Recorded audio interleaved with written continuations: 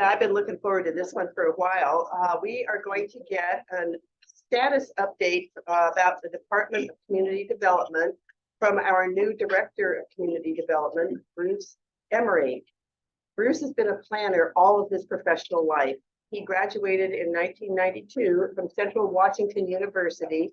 Anybody want to say something about their football team? Do it now. With a Bachelor of Arts in Geography with an emphasis on resource management. In 1993, he was hired as an associate planner in Clallam County's Department of Community Development, and he worked in land use analysis, evaluation of complex data, digital mapping, code enforcement, and working with customers. From there, Bruce progressed up the ladder and became a senior planner in 2004. In 2007, Bruce joined North Point Construction LLC as a project manager, where he oversaw home construction, planning, and permitting. His experience in both the private and public areas of planning, construction, and land use informed his decision to run for director of DCD last fall. He is now in the process of settling into his new role at the county. And today he'll give us an update of what's happening at the DCD and the issues facing our county in the coming years. So please help me welcome Bruce. Thank you, Laurel. Before I get underway, is there any way I can encourage you upstanding young folks to get into land use planning and public administration? Because we sure need you. We sure need you, and the future needs you. Thank you. My name is Bruce Emery, and I'm the director of the Department of Community Development. The department oversees the land use and environmental permitting function of the county. We also advise the Planning Commission and the Board of County Commissioners on land use policy and regulation in Clallam County. That's the short version. Within that is an awful lot of different disciplines that we focus on. I want to accomplish a lot of things today, so jumping right into the meat of the subject.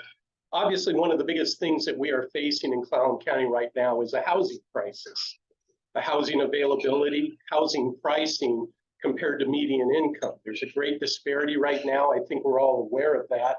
It was certainly front and center during the campaign and is front and center in our efforts right now at the county and the other jurisdictions, the cities and so forth. And so it's really an all hands on deck moment. Just to give a little background, 2022 census showed that we had 33,291 households in Clallam County. That includes the incorporated cities and the unincorporated county area. There was an occupancy rate of about 2.25 persons per household. The population therefore housed approximately 74,905 people.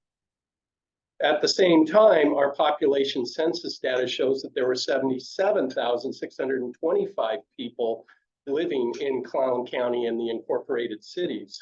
That means there's about 2,720 people without housing.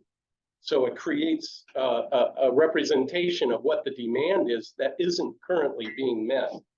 Interestingly enough, that census for 2022 showed that we lost about 125 people between 2021 and 2022. So there's some fluctuation currently going on with our population. But generally speaking, our trend is we're adding about close to 6,000 people every 10 years. So there's a need to continue efforts in providing housing stock in order to make sure people have a roof over their head. And based on this projection about, well, actually the number specifically in the last 10 years is 5,950 new people arriving in Clallam County. So to keep pace with that, we need to be building at least 265 units per year just to keep pace with our population growth based on the prior 10 years. Can we go ahead and go to the first slide? I'll just say click. How's that? That works. All right.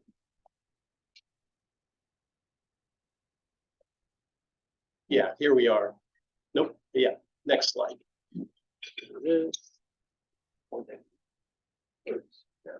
Right. The current building permit stats that we have for Clown County in 2022, we built 177 units in unincorporated Clown County. Compare that to 2019, we built 206. So it represents about a 17% reduction impact from the COVID era. Things kind of slowed down. But again, the 10-year average per year is about 174 new units in Clown County. And with a total of 265 needed, the difference has to be made up in the cities. Unfortunately, I don't currently have the stats for that, but we're working on getting the statistics so we can do a more precise analysis of where we are, keeping pace with it, and then be able to target why we have such a differential between supply and demand in this situation. Right now, as far as rate of permitting in Clown County, we are able to turn around a permit application in about 2 weeks, which we're pretty proud of. It's not my doing, it's actually a very good group there that has been refining and finding efficiencies and basically doing the job on their own. So I'm blessed to have a good team in the building department who gets these things out in a quick order. Now that's barring any additional permitting holdups. Environmental health, typically if you have to do like a septic permit, your project is generally going to take about a month, but still that's pretty reasonable, especially compared to other jurisdictions in Western Washington. So generally speaking, in Clown County, we're doing a pretty good job getting the permits out the door and facilitating the development that needs to occur to meet our demand. But we still have a differential, and the industry faces a lot of challenges. Go ahead and move on to the next one if you don't mind. Oh, back up. Some reasons. Oh yeah, here we are. The reasons for the increase, and this is not by any means a complete list, but we continue to have supply chain issues. When COVID hit, the lumber skyrocketed. You know, the roofing materials that we use, OSB, 5/8 OSB, went from about $11 a sheet up to $111. It's since settled down around 14 to 16, more or less. I don't know what it is currently today, but that gives you a sense of some of the challenges. How does a person building a house budget for it? How does a business who's doing it on spec plan for it and figure out what their costs are going to be when there's such a fluctuation? Things still are in a state of flux. The PVC piping, for example, is in short supply, and the costs vary dramatically. So there's still residual problems we're experiencing sort of post-COVID, even though the disease is still among us. We're starting to get things back on track, but there's still a way to go. We also have challenges, regulatory challenges. I cite the Energy Code here. It is, in my opinion, a well-intended effort. We should be efficient in our construction, but at the same time, we're getting to a point where the requirements are carrying such a significant cost that it makes you question whether this investment is even worth the return, because the returns we're getting to a point where they're barely measurable. And so things like tier 3 heat pumps for a water heater, which start at around $2,000 versus a traditional water heater, which had reasonable efficiency when you put a blanket around it, you could pick up for about $700. High efficiency heat pumps range anywhere from $20,000 to $25,000. Lower window U value, we're getting to the point where in order to earn the credits necessary to achieve compliance with the Energy Code, you're having to go to triple pane, which is exorbitantly expensive. So these are all costs that are adding significant costs to every unit being built. And with the challenge of trying to bring down home prices, that's working in the wrong direction. So considering the balance between the need for efficiency, what we're actually getting for our effort, and the need to also keep costs affordable, I believe that we're in a state of imbalance at this point that needs to be re-examined. Labor shortages is also an issue on the North Olympic Peninsula. Between 2008 and 2012, we lost 70% of our construction workforce, and it has not come back in any appreciable way since then. Prior to that time, we had I think 5 full-size engineering firms serving the area. We're now down to 1. And at the same time, the requirements for engineering has increased in our building codes. So if a person has to get engineering done, there's a substantial delay that can add months, and in some cases even years to a project. This is particularly true when you're going to do a subdivision and actually creating new lots, which would very much serve our housing demand. So these are all things that have to be taken in consideration. And one of my favorite things, and it's one of the things that we can do something about, is the lack of infrastructure.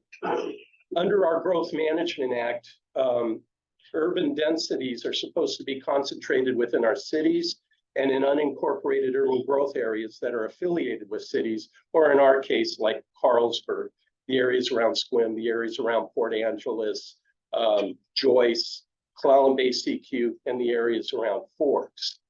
Those are the areas that were really allowed to densify, and getting pipes in the ground is a critical part of achieving that.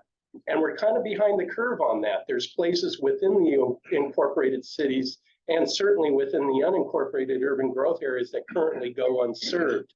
By getting sewer service available, water service available, and the other utility needs in those areas, we can really increase the opportunity of available housing in the North Olympic Peninsula. So all these things require our attention. So how do we go about doing that? I'll go ahead and go to the next slide. Clallam County has to plan under our Growth Management Act. This is articulated under RCW 3670A. And the act requires us to look at, to have elements on land use, housing, capital facilities planning, utilities, rural development for Clallam County, transportation, and in the case of cities, ports and port development. We also have optional elements, which we do have in our comprehensive plan, on economic development, parks and recreation, conservation, solar energy, and those are new components, recreation, sub-area planning, which we do have, and again, ports for optional for cities with annual maritime revenues below 20 million. So it covers a range of things, but what does this mean? The policies that we adopt under the comprehensive plan is like an umbrella document. Once we go in there and we say, this is what we should do with our land use regime, we then are obligated by law to go in and change our zoning. So it's really kind of where the rubber meets the road in terms of establishing a regulatory program. Zoning controls what you can do in an area. It dictates whether you can build a house, a duplex, an apartment, and how dense you can make the area. And again, under the act, our urban areas have to be defined. But it gives us an opportunity when we're looking at this to ask a lot of very key questions. What's causing the reduction in our available housing stock? And what can we do about it? What's within our power? Some of the things, supply chain, is a little bit beyond us. But other things like infrastructure and the zoning regime that we have is well within our power to do something about. So in that regard, I'm looking very much forward to getting the numbers figured out on which we can ask the right questions and come up with the right policy to address the housing needs that we face. We could go to the next slide. This simply shows the counties that are required to plan under the Growth Management Act. You can see Clallam County in the upper left. The green counties are required. These are counties that in 1990 had a certain growth threshold that the act established was the minimum necessary to require planning under the act. There's also the folks in blue are the ones that opted into plan. just because they considered it a good idea. I don't know if they still feel that way, but they are certainly planning under the act. And then the ones in gray are not required to plan under the act, except they are required to have critical area protections and natural resource protection standards in their regulations. Key to that for us, you know, in a general sense, the act requires not only urban areas to be designated, but resource lands such as agricultural lands of long-term significance and commercial forest lands, and policies aimed at preserving those uses and supporting those uses so those can continue long into the future. In Clallam County, they serve multiple purposes. Not only do they diversify our economy, they also give us resiliency for food production, and they also contribute to the quality of life we have. It's open space. There's many benefits that come from these things. You know, the flip side of it is also by preserving those areas, we're kind of limiting ourselves in terms of where we can grow. That's one of the things that the act does. So it creates challenges, but it also creates benefits that we'll be able to pass on to our children. And for that reason, I believe most significantly that the act is doing us some good things. We just have to learn how to operate underneath it.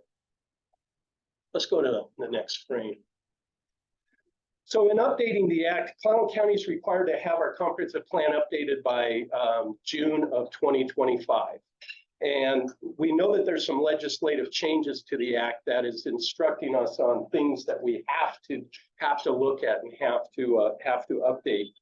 I do know that there's currently legislation that may be requiring a 15th element to the act, and that's the integration of climate change to all elements of the act. In other words, creating resiliency for like our water resources, which kind of makes sense. If we have changes in how much rainfall and precipitation we get, how our aquifers are behaving, we need to consider where we're going to get our drinking water in those events.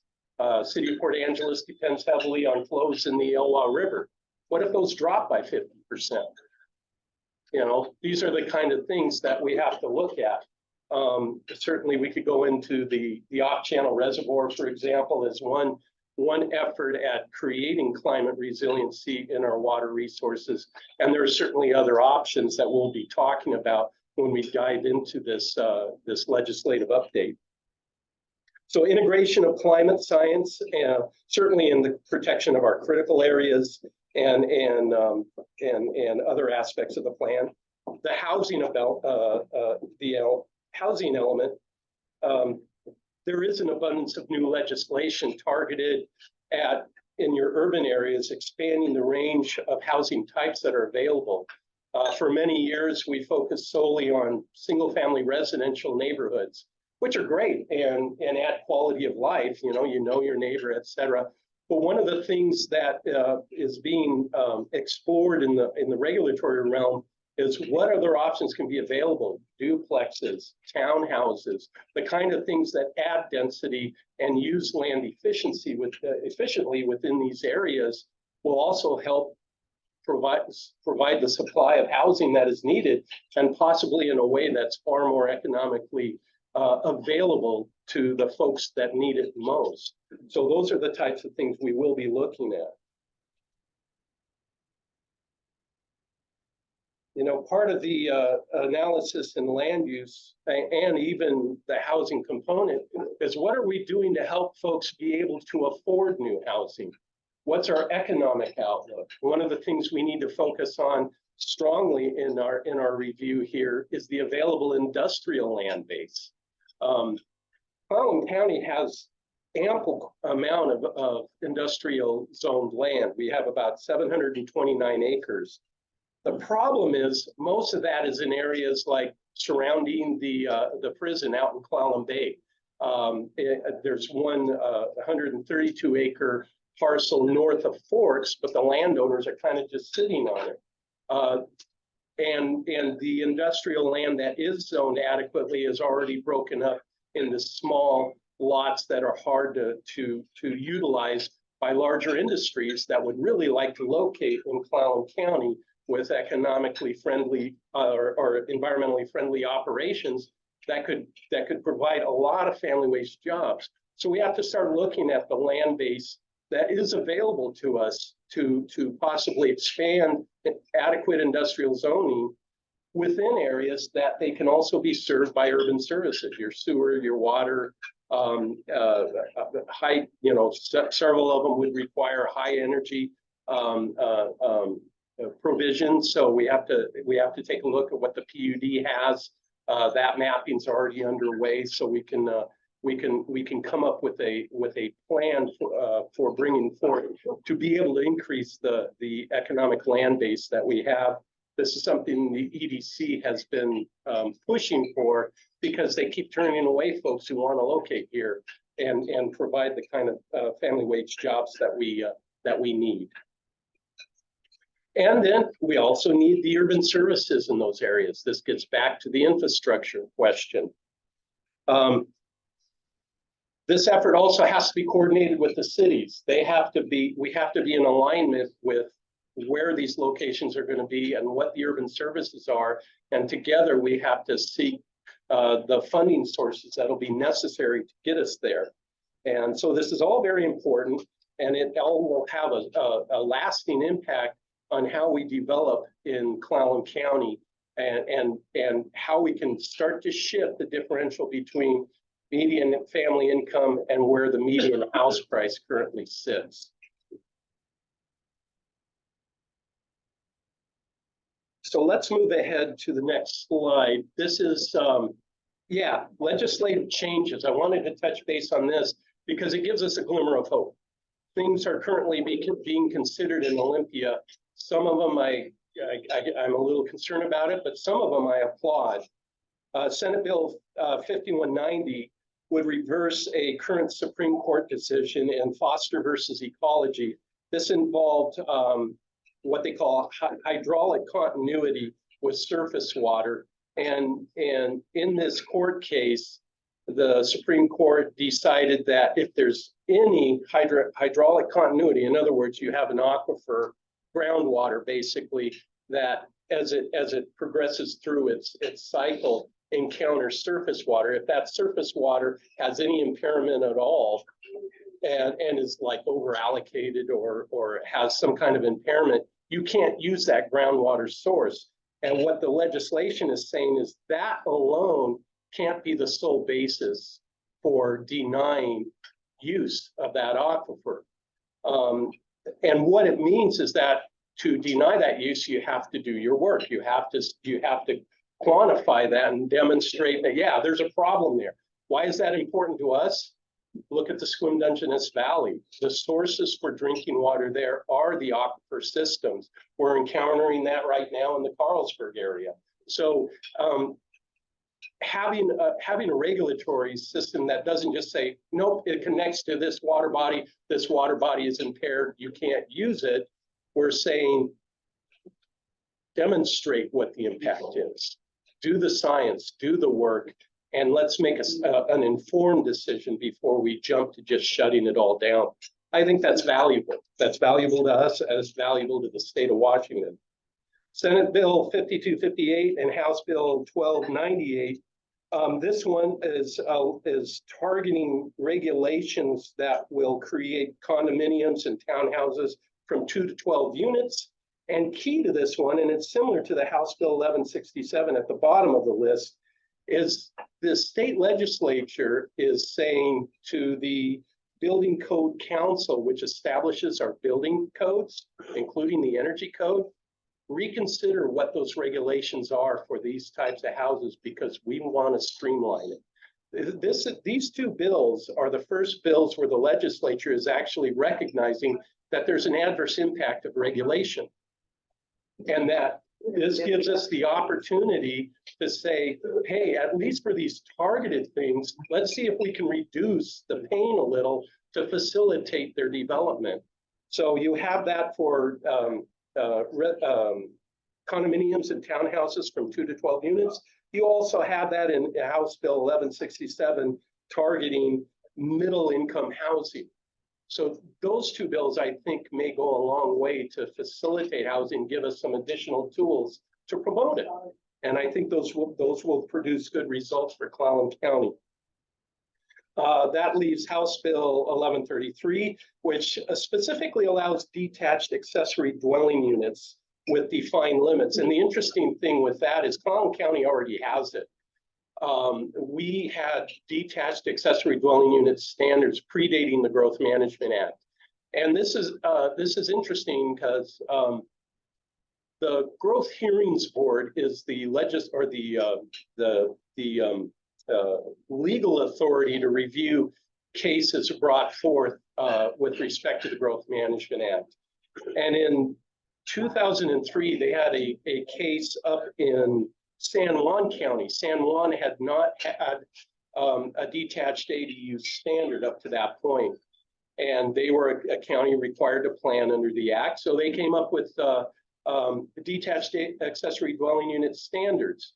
And they were appealed to the Growth Hearings Board. And the Growth Hearings Board said, you didn't have that standard at the time the act was adopted. Therefore, you have to consider density.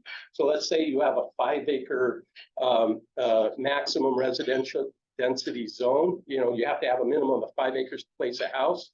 If you want an accessory dwelling unit, you would need 10 acres. So it really stymied the ability to use this as an alternative housing method.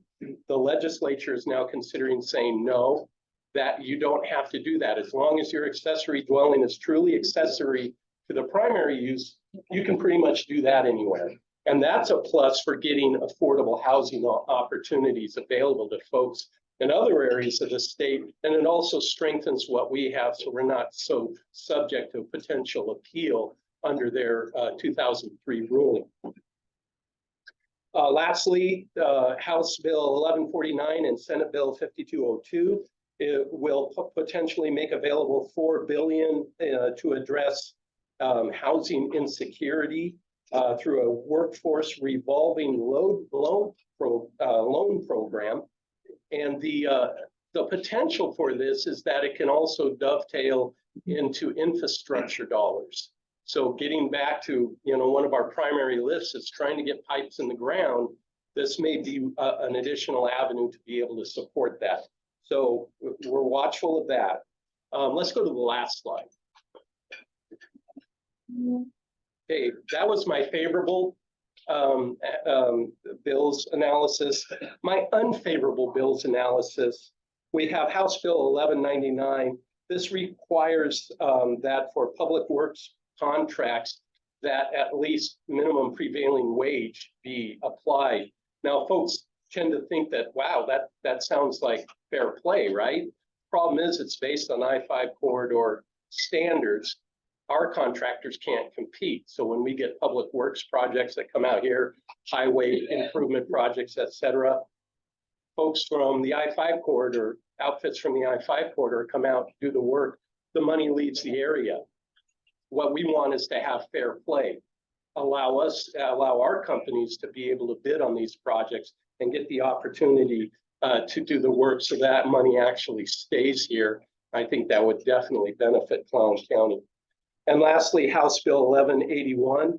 We talked about climate change. This one would make it mandatory that we have a 15th element and that all elements of the comprehensive plan be evaluated and updated for climate resiliency. The problem with this is we already have that. Our critical areas code requires critical area protections based on best available science. There's ample climate science now that we would be remiss if we did not consider that. Our capital facilities planning requires us to evaluate changing circumstances, of which climate change is a very significant part. So we're already incorporating these the science element of climate change into these various planning efforts, making it a full requirement for all levels of the comprehensive plan, in my view, only opens us up for appeal, because anyone can argue, well, you didn't achieve it here, you didn't achieve it there, and it can create overburdensome regulation when in fact we're already going to be incorporating it the way it is. So yes. I guess I would argue that climate change is arguing for a really different approach, because the forest is so fragmented that I think the fire's coming 20 years from now, and I mean, I think a lot of these houses are not gonna be left to anyone's kids. I think they're gonna be dried out, burned, and I think we need to look to the existing homes and, do the tough thing, get rid of the Airbnbs and all that kind of stuff, because the extra sprawl, I think, is where gonna set us up for fires. I mean, we're not used to it here, but it's coming. I mean, Well- even this, the snowpack blower that we're trending down, and the more we cut, the more it's gonna dry out and be better. There's additional legislative requirement coming our way, and it's the forest urban lands interface. And that is going to require exactly what you're talking about, increased regulation for fire protection in areas that abut forest land and commercial forest land. The fact of the matter is we already have requirements in our zoning code that if you do abut forest land, you have additional setbacks, you have clear zone requirements. What you're referring to in a lot of cases are developments, houses, et cetera, that predate the current zoning code. So the new stuff going forward, and I'll also add, part of our policy strategy for dealing with commercial forest land has to also incorporate its resiliency. So this is another case of where climate science is already going to be integrated into that analysis. So what I'm seeing here and knowing what we have to do already is I don't see that it's adding anything new except additional requirement in areas that may or may not be appropriate, I guess, for that type of review or regulatory addition. It's already ingrained in the GMA that we do incorporate science, that we do incorporate what makes the most sense in terms of each one of these areas. So, yes, sir. Bruce, I see in the news, I-5 corridor in bigger cities, King County, and Seattle notably, is that there's a move to have the local government actually own housing, low-income housing. Has there been any talk about doing that in Cloud County? I mean, I remember a number of years ago, we talked about it, and the prosecutor told us, no, it's illegal. We can't get into that business. So I'm thinking, how in the hell are they doing it over there? What's going on? Well, I don't know the legal barriers myself. I do know that the Housing Solutions Committee, which has been convened now for quite some time, is exploring all range of options. One of them being, there's really two camps in that group. One is focusing on how can we increase, sort of middle income or workforce housing. The other is focusing more on the supplemented housing, working with state agencies and so on to make more housing available. That includes identifying lands that could be developed for supplemented housing. So there is a focus on that area. I don't have answers as to legally what those barriers are, if that's still an issue or if there's been enough legislative change to be able to make it feasible for government-owned housing. In my view, I think I think that there's still room for that effort. It should be done because that's where there's an obvious and clear need. But what I think that we should be doing also is examining the economic factors that create this problem, that create this differential. Because when you start to solve that, you're going to start to solve the whole range of the housing issue. You see, you create middle income housing, all of a sudden there's more housing available for those at the lower end, and those costs come down. And when they come down, there's less people in need for supplemented housing. And so if you can solve the problem that way, even when you think about it that way, it's almost like at the bottom end, it's always kind of going to be there in some form, but not as significant it is now. And we're kind of like, it's almost like treating a symptom of the problem versus the actual problem. Bruce, has there ever been a thought in long-range planning of no growth? Otherwise, we are not planning for this county to grow as far as population. Some counties have done that by water permits. They haven't, they've restricted the number of water permits for the aquifers, et cetera. You know, it seems to me that we continue to plan for bigger and better and more rather than maintaining, you know, the status quo by regulation. It seems to me that could solve problems as far as the number of housing that are projected to be needed to be built. It also would help, I think, in a variety of ways, but I think a no growth proposal is appropriate versus continue major growth. I don't know about that. And at the first thing that comes to my mind when I think about that is what that would do to housing cost, because our demand keeps growing. And I think in Clallam County, especially given the onset of climate change, this is going to be a more and more desirable place for folks to want to move. So the housing that is available, there's going to be more folks concentrated on it. So if the focus is, say, no growth, then you're further limiting that available. It's almost like it doesn't solve the demand side of it. And when your demand increases, what happens to the price? What economic range is the growth pattern in? Is it the houses that are 3,000, 4,000 square feet? Or the housing that we need are probably houses that are less than 2,000 square feet? Well, You know, in recent years, there's been a shift from the larger homes down to the smaller homes. Squim, I mean, depending on where you are, Squim still has a range of housing that continues to be developed depending on the client base and what you're targeting. But, you know, since 2018 till now, we've seen sort of a shift away from the broader, larger homes. There's actually greater demand for smaller homes. I think the folks that have lived in the 3,000 plus realize it's a lot of work. right. And so there is a lot of downsizing, you know. And housing cost is directly tied to size. I mean, I think, you know, especially with all the regulations that are in place. But, you know, limiting the number of square footage for a single family house or something. I know it sounds socialistic, but, you know, there has to be a way to control housing costs, and housing costs are driven obviously by the products, the materials they're building it, but also so much about regulation. Mhm. Reducing the regulation requirements have added, what, 25% on the cost of housing in the last 10 years?